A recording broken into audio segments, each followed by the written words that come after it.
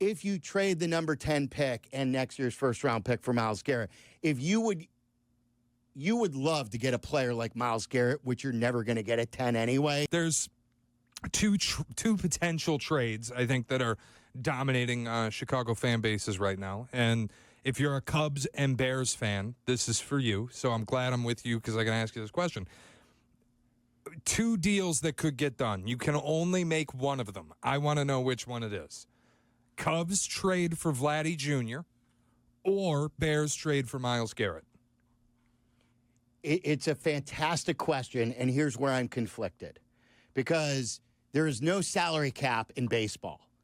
And so getting Vladdy won't hurt my cap, nor will it take away a draft pick. But it will take away prospects, obviously. But I could deal with that. So what I worry about with Myles Garrett is, and I'm open to Myles Garrett. I'm not anti-trading for Myles Garrett like some are. But there are some things that I'm skeptical about. And not having enough to do everything where you're losing out on cap space and you're losing out on draft picks scares me. But it also takes a lot of the guesswork out for Ryan Poles, who I don't know if he can land a lot of those things. Plus, like, I heard you debate this, and you didn't have to sell me. If you trade the number 10 pick and next year's first-round pick for Myles Garrett, if you would love to get a player like Myles Garrett, which you're never going to get at 10 anyway. No. So, first of all, when you say 2 first-round picks, you only say, like, 1 additional pick. That's the way I always frame my mind. Myles Garrett is your first-round pick, and you're giving up another first-round pick and some other stuff. Yep.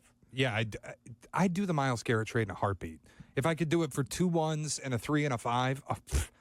So then on the other hand, I'll drive him here. On the other hand, Vladdy's a free agent. You can lose Vladdy after you acquire him this year, and there's no protection like the franchise player. So if you get Myles Garrett, you have a good shot of not losing him ever, no matter what, because of franchise tags and because of the collective bargaining. What I worry about with the Cubs is they're loading up for this 1 year where they're truly not a win-now ready team. Yes, you have a chance to win the division, but they're going for it when they're not truly going for it. Yeah, and you've already traded for a 1-year guy who's going to cost you likely $500 million if you want to keep him. And they're probably not going to sign him. So trading for another guy who you're probably not going to sign does feel like a massive risk. And you're mortgaging your future for 1 year, where if you don't win the World Series and you do let these guys walk, boy, are people going to be pissed. So I think it's Myles Garrett. But how would you guys vote? And I wanted to talk about this with Courtney. If you want to take some Bears calls right now, since Jesse's going to move to 5, we'll talk to him in an hour about baseball. Would you rather, if you're a Cubs and Bears fan, trade for Vladdy, and then hopefully you sign him? But what scares me about the Cubs is they're playing so cheap these days, nothing is guaranteed. I'm fine with trading prospects. I am in your camp about trading prospects. As you said this morning, weaponizing prospects to get good players. What I don't love is trading for Kyle Tucker and not keeping Kyle Tucker. Well, yeah, you have to keep him. Yes. Like, that's the part that's silly to me. And then if you do the same with Vlad Guerrero, I know there are a lot of Bears fans who are on the fence about Myles Garrett because they compare it to the Khalil Mack deal.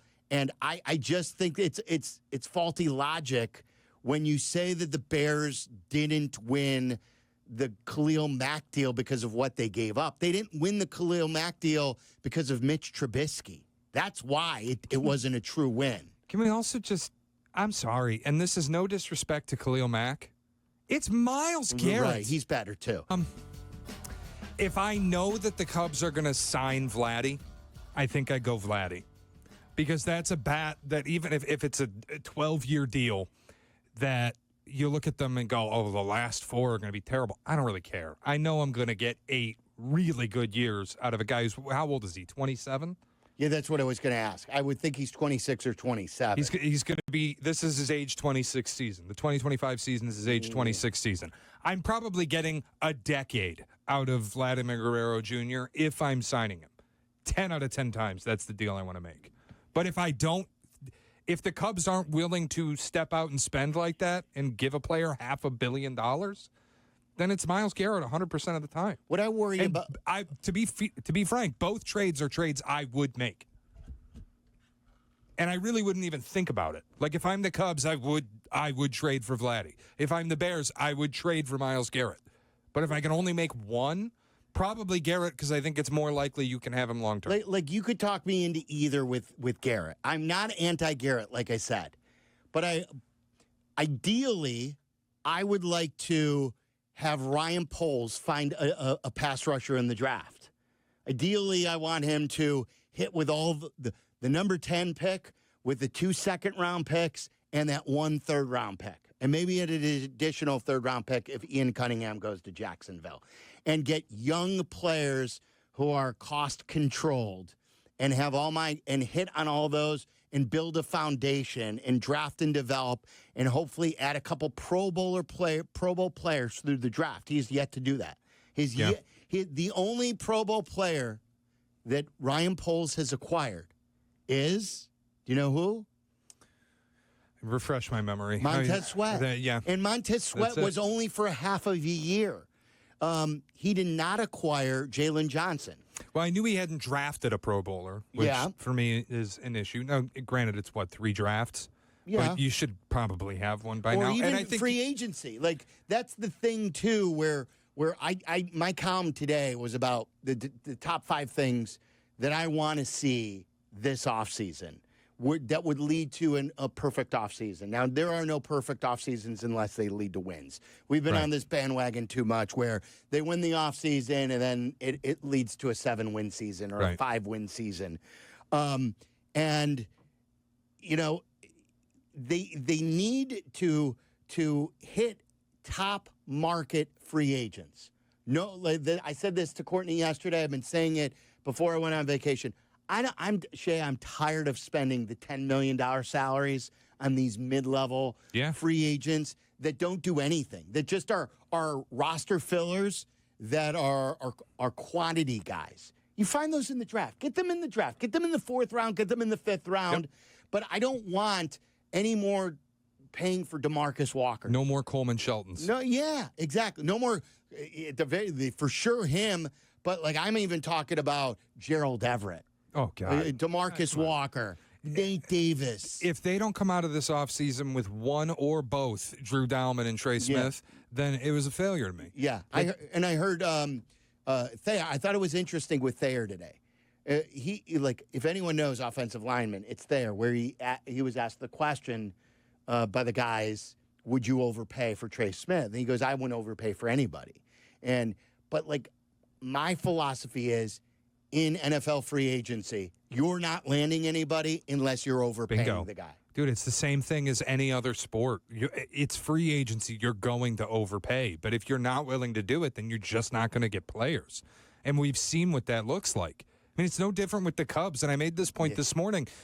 When you choose not to sign a Carlos Correa-type shortstop and instead shop on the middle shelf or the lower rung of the free agency bucket with Dansby Swanson, well, now we sit here 2 years down the road, and you thought you got the bargain shortstop. What you got was the worst shortstop contract of that cycle. Yes. Do you know who I've nicknamed the Cubs recently? Is Walmart. The Cubs are Walmart because that's where they like to shop. And now Walmart is fine. It's great. There are lots of customers at Walmart, like there are lots of customers at Wrigley Field. But you are never going to get a designer item at Walmart. Right. You are going to get a lot of stuff for the house, a lot of things that you could use, but you're never going to get a Juan Soto at Walmart. You go to the designer stores to get Juan Soto. You go to the designer store to get Shohei Ohtani. What you were talking about before. You don't win championships just shopping at Walmart. You have to go to different stores to pick up those designer items. Well, I think it's hilarious, too. Like, think about when Bryce Harper signed that big deal in Philly, and people are like, oh, the back end of this deal is going to be unbelievable. What a joke. he's a total discount now. Totally. And that's like the NFL's the same thing. It's what I always say about the quarterback market. And people turn it into, oh, well, do you really believe that Jordan Love deserves $55 million? It ain't about deserves. It's about what you have to pay him today. And 4 years from now, when quarterbacks are getting $80 million a year, you're going to be very happy that you signed Jordan Love to a $55 million deal. You and I see differently, though, on the quarterback thing. I think it's lazy from the NFL where they just give the next guy the highest paid. Like, I understand what you're saying. I don't disagree with you is. either. It's what it is. I know, but it shouldn't be that.